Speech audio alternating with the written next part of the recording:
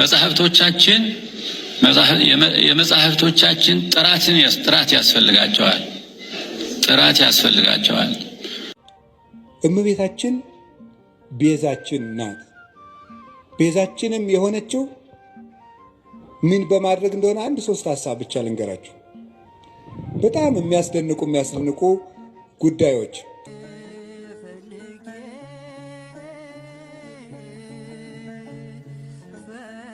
ሰላም ጤና ይስጥልኝ። ውድ የቀጸላ ሚዲያ ቤተሰቦች በመላው ዓለም ሆናችሁ ይህንን ድምጽ የሚሰማችሁ ሁላችሁም ዛሬ በሌላ መረጃ በሌላ ቪዲዮ ተገናኝተናል። ሁላችሁም በያላችሁበት ሰላም እግዚአብሔር ይብዛላችሁ። ዛሬ የምንመለከተው መረጃ ብፁዕ ወቅዱስ አቡነ ማትያስ ቀዳማዊ ፓትርያርክ ርዕሰ ሊቃነ ጳጳሳት ዘኢትዮጵያ ሊቀ ጳጳስ ዘአክሱም ወዕጨጌ ዘመንበረ ተክለ ሃይማኖት በኒቅያ ጉባኤ ላይ ተገኝተው ያስተላለፉት መልእክት ለሊቃውንቱ ምን ማድረግ እንዳለባቸው በቤተ ክርስቲያን ዙሪያ ተነጋግረው እንደ ልባት መስጠት እንዳለባቸው ብፁዕ ወቅዱስ አቡነ ማትያስ ቀዳማዊ ፓትርያርክ አበክረው ተናግረዋል ማለት ነው። ይህንን በሰፊው እንመለከታለን። በትናንትናው ዕለት ደግሞ ርዕሰ ሊቃውንት አባ ገብረ ኪዳን ስለ እመቤታችን ስለ ቅድስት ድንግል ማርያም ቤዛዊተ ዓለም መሆኗን አስረግጠው አበክረው በደንብ አድርገው ከመጻሕፍት ከሊቃውንት ከመነኮሳት ከአባቶች የተማሩትን በደንብ አስተምረዋል። የመጨረሻውን ትምህርት ሰጥተዋል ማለት ነውና እነዚህንና ይህንን የመሳሰሉት መረጃዎችን እናያለን። ሁላችሁም አብራችሁን ሁኑ፣ አብራችሁን ቆዩ። ይህንን ቪዲዮ ላይክ በማለት ጀምሩ፣ ለሌላው እንዲዳረስ ማለት ነው። ለዚህ ቤት አዲስ የሆናችሁ ቤተሰብ የሆናችሁ ደግሞ ሰብስክራይብ እያደረጋችሁ ቤተሰብ እንድትሆኑ ከወዲሁ ጥሬን ማስተላለፍ እፈልጋለሁ። ወደ መረጃው የመጻሕፍቶቻችን ጥራት ያስፈልጋቸዋል። እንግዲህ በሊቃውንት ጉባኤ ያልተመረመረ መጽሐፍ ማለፍ የለበትም። በእውነቱ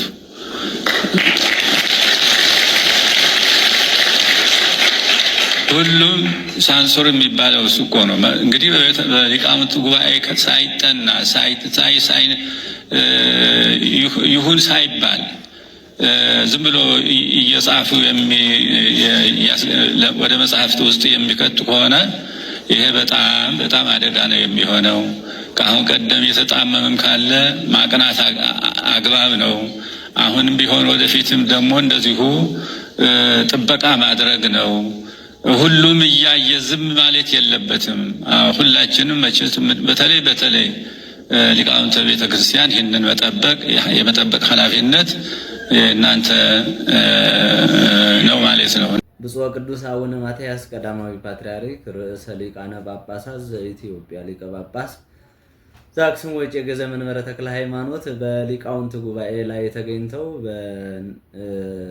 የኒቅያ ጉባኤ ከአራቱ ማዕዘን የተሰበሰቡ ሀገር አቀፍ ሊቃውንት መጥተው ስለ ቤተ ክርስቲያን እየተወያዩ እየተነጋገሩ ምን ማድረግ እንዳለባቸው የሚታረም መታረም እንዳለበት መስተካከል እንዳለበት ሊቃውንቱ እየመከሩ እየተነጋገሩ በመንፈስ ቅዱስ መሪነት ባሉበት ጊዜ ብፁዕ ቅዱስ ብፁዕነታቸው ያስተላለፉት መልእክት በእናንተ በኩል እናንተ ስለ ቤተ ክርስቲያን ዝም ማለት የለባቸውም። እናንተ ቤተ ክርስቲያንን ማስተማር ለልጆቻችሁ የሚሆነውን የሚበጃቸውና የሚጠቅማቸውን ነገር ንገሯቸው፣ ምከሯቸው።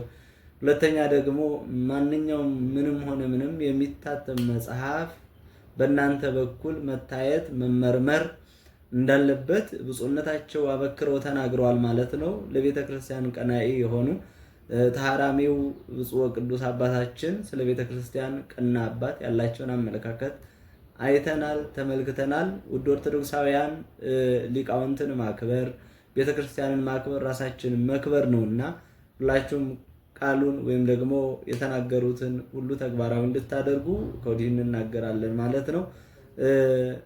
ወደ ሁለተኛው መረጃ እንለፍ። እመቤታችን ቤዛችን ናት። ቤዛችንም የሆነችው ምን በማድረግ እንደሆነ አንድ ሶስት ሐሳብ ብቻ ልንገራችሁ። በጣም የሚያስደንቁ ጉዳዮች። ቤዛ ማለት ምን ማለት ነው? ምትክ፣ ለውጥ። መጽሐፌን አንብቡት ማስታወቂያ እየሰራው ሊሆንብኝ ብሎ ነው እንጂ እኔ አሐቲ ድንግል የምትባለው መጽሐፌ ላይ አንድ ምዕራፍ 6 ላይ ቤዛዊት ዓለም ብዬ ጽፌያለሁ። ማንበብ የእናንተ ድርሻ ነው አይደለ? ጉዳዩ ከመነሳቱ በፊት ይሄ ጉዳይ እኔ ወደዚህ ጉዳይ አልመጣሁም። ቀድሜ ግን ሐሳቡን ጽፌያለሁ በዚህ ጉዳይ ላይ እና ቤዛ ምትክ፣ ለውጥ፣ ጥብቅና፣ ጠበቃ መሆን፣ መዋጀት፣ አዳኝነት፣ መታደግ እንደማለት ነው። ለጌዛ ቤዛ ሲባል የራሱ ትርጉም አለው። ብዙ ሊቃውንት ብዙ ስላሉበት እዚህ ጉዳይ ብዙ ማለት አልፈልግም። እመቤታችን ቤዛ ስንላት ከጌታ ጋር አስተካክለን ሳይሆን ለውጥ ማለት ነው። ምንድን ነው ለውጥ? ከመጀመሪያይቱ ሴት የጎደሉ ነገሮች ነበሩ። ያንን በዚያችኛይቱ ሴት ምትክ ይዛ በመገኘት ነው ቤዛ የሆነችው። የሔዋን ለውጥ በመሆን የመጀመሪያው እናታችን ሔዋን እምነት ጎድሏት ነበር። ምንድን ያልኳችሁ ንገሩኝ እንጂ እምነት ይጎላት ነበር። እምነት ይጎላት ነበር። ምንድን ነው እምነቱ? ለመበላይክሙ እንትኮ በለሰ ሞተ ትመውቱ፣ ይህንን ዕፀ በለስ ስትበሉ ትሞታላችሁ። ማነው እንደዚህ ያለው? እግዚአብሔር። ሰይጣን መጣና ይህንን በለስ ስትበሉ ምን ትሆናላችሁ? አምላክ ትሆናላችሁ። አሁን ሔዋን ይህንን ስታምን የእግዚአብሔርን ቃል ካደች ማለት ነው። ስለዚህ እናታችን ሔዋን ምን ጎደላት? እምነት ጎደላት። እግዚአብሔርን ተጠራጠረችው። አይ ሊሆን አይችልም ብላ ዲያብሎስን አመነች፣ እግዚአብሔርን ካደችው። በተግባር ካደች ማለት የእግዚአብሔርን ቃል ተጠራጠረች። እግዚአብሔር ዓይናችሁ እንዳይገለጥ ስለፈለገ ነው እንጂ እውር እንድትሆኑ ፈልጎ እውር ናችሁ እንድትቀሩ ፈልጎ ነው እንጂ ስለምትሞቱ አይደለም ብሎ ዲያብሎስ ሲነግራት አሃ ነው ብላ የእግዚአብሔርን ሐሳብ ተጠራጥራ የዲያብሎስን ተቀበለች። አሁን የመጀመሪያይቱ ሴት እምነት ስላጣች በዚያ እምነት ማጣት ምክንያት ሞት ወደዚህ ዓለም ገባ። ከዚያስ ሁለተኛይቱ ሔዋን ድንግል ማርያም ምን አደረገች? እግዚአብሔርን ትወልጃለሽ፣ የምትወልጂው በድንግልና ነው አላት። ይሄ ነገር እንዴት ነው ሊሆን የሚችለው ብላ ጠየቀች። እኔ ወንድ አላውቅም። ቅዱስ ጎርጎርዮስ ዘንዚናዙ ይህን ሲተረጎመው ወንድ አላውቅም ማለት እስከ ጭራሹ ከወንድ ጋር የመኖር ሐሳብ የለኝም ማለቷ ነው ይላል። ሌሎችም ቅዱስ አትናቴዎስ፣ ቅዱስ ቄርሎስ ተርጉመውታል። ሶስቱም እስከ ፍጻሜው ድረስ ሕሊና የራሱ የታተመ ነው ማለቷ ነበረ። ታዲያ ምን አለ? ለእግዚአብሔር የሚሳነው ነገር የለም ማለት ነው። ለእግዚአብሔር የሚሳነው ነገር የለም። ትወልጃለሽ፣ እንደ ቃልህ ይደረግልኝ። ልብ በሉ። ዛሬ አምላክ ሰው ከሆነ በኋላ ሰዎች ሁሉ እንዴት አምላክ ይሆናል እያሉ ማመን አቅቷቸዋል፣ ታምር ከተደረገ በኋላ። ድንግል ማርያም ግን ሆኖ የማያውቅን ምስጢር ለመጀመሪያ ጊዜ ያመነችው የመጀመሪያይቱ ምእመን ናት። የመጀመሪያይቱ አማኝ ሆኖ የማያውቅን ምስጢር። እስራኤል ባህር ቢሸገሩ አይደንቅም። ይሄ ኖህ በውሃ ላይ ሲንሳፈፍ ስለተነገረ እናውቀው የለ። ደመና ከሰማይ ህብስት ቢያወርድ አይደንቀንም። ይሄ እግዚአብሔር መጋቢ ነው፣ ባዶዋን መሬት እንድታበቅል አድርጓታልና። ፈርዖን ቢሰጥም እሱም አይደንቀንም።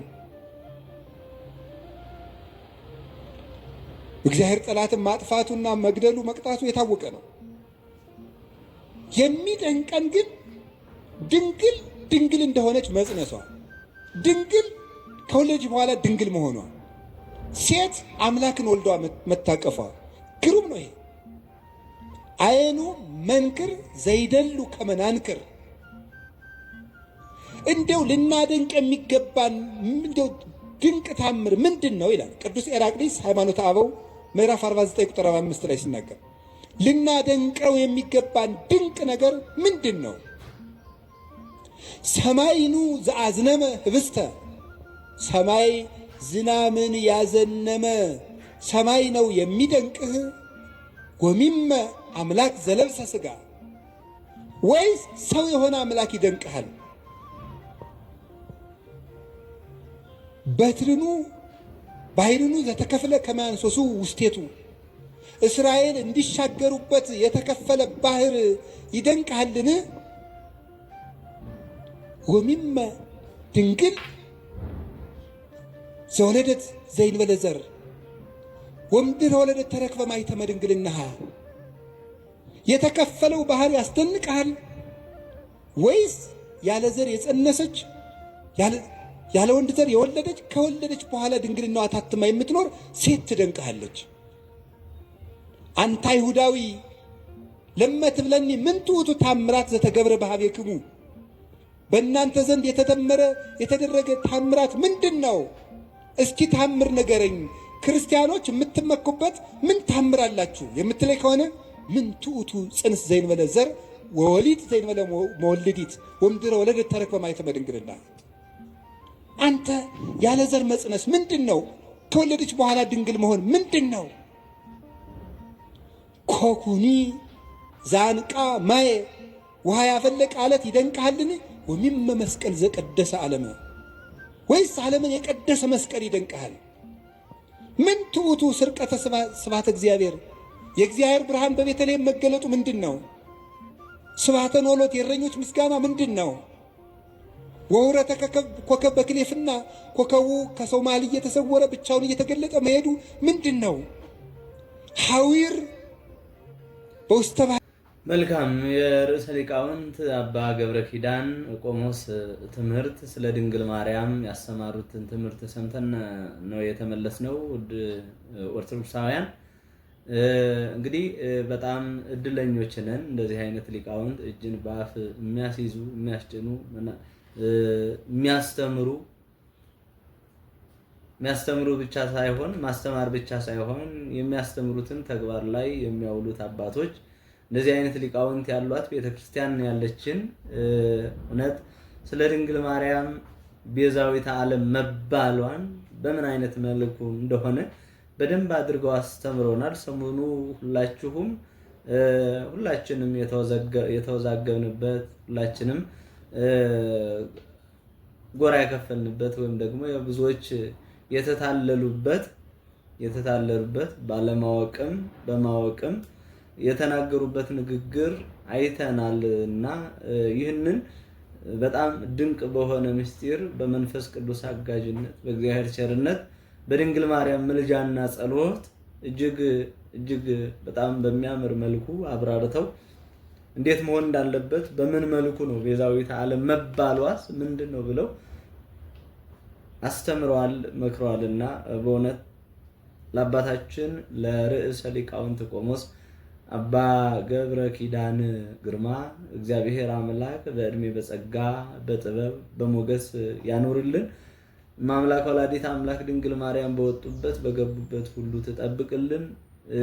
በጣም በጣም እጅግ እናከብሮታለን እንወዶታለንና ይህንን ድንቅ የሆነውን ትምህርት ስላስተማሩን እግዚአብሔር ያክብርልን። ወደሚቀጥለው ቪዲዮ እንደው ሄኖክ ምን ብሎ ነው እስቲ የሚያመሰግናት እስቲ ቅድስናዋን እንዴት ይገልጻታል የሚለውን ሐሳብ ላንሳ። እኔ እና አባ ጊዮርጊስ ያመሰገኗትን ከደገምንም በቂ ነው። በእውነት ከኛ ምስጋና ምንም አያደርግላትም። በእርግጥ የኃጢአተኛ ምስጋና ለምኔ ነው አትበይ፣ የኔ ኃጢአት ያንቺን ቅድስና ያረክሰውም ብሏል አባ ጊዮርጊስ። የመጨረሻ ንግግሩ ምን እንደሆነ ታውቃለህ? ይቅር በይኝ ላመሰግንሽ ብዬ ተዳፈርኩ ነው ያለው።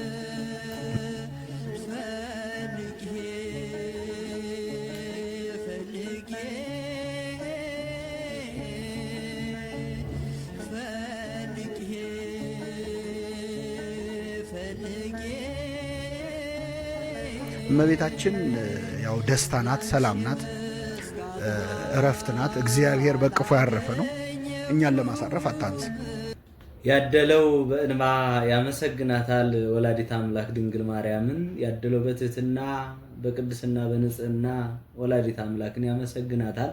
ያላደለው ደግሞ አይተናል ተመልክተናልና ወላዲት አምላክን የሚያመሰግኑ አንደበቶች የወላዲት አምላክ ጸሎተ እግዝእትነ ማርያምን ውዳሴዋን ቅዳሴዋን የሚደግሙ አይኖች የሚያዩ የሚናገሩ አንደበቶች እጅግ የተባረኩ የተቀደሱ ምስጉናን ናቸውና ወንድማችን ዲያቆን ሄኖክ ኃይሌ ስለ ወላዲት አምላክ ስለ ድንግል ማርያም ሲናገር ስለማምላክ ሲናገር ምን ያህል በውስጡ ፍቅሩ እንደጸናበት ያየንበት የተመለከትንበት እያለቀሰ እያነባ ኃጢአተኛው በደለኛው እንኳን ቢሆን በኃጢአቴ ያልናቀችን ከውድቀት ያነሳችን ክብር ሞገስ አለኝታ የሆነችኝ እሷ ናት እያለ ሲያመሰግናት ሲናገር ሰምተናልና የማምላክ የወላዲት አምላክ የድንግል ማርያም ጣዕሟን በልቦናችን ፍቅሯን በአንደበታችን ይሳልብን።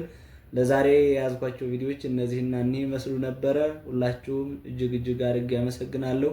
በያላችሁበት ሰላም እግዚአብሔር ይብዛላችሁ። ቻው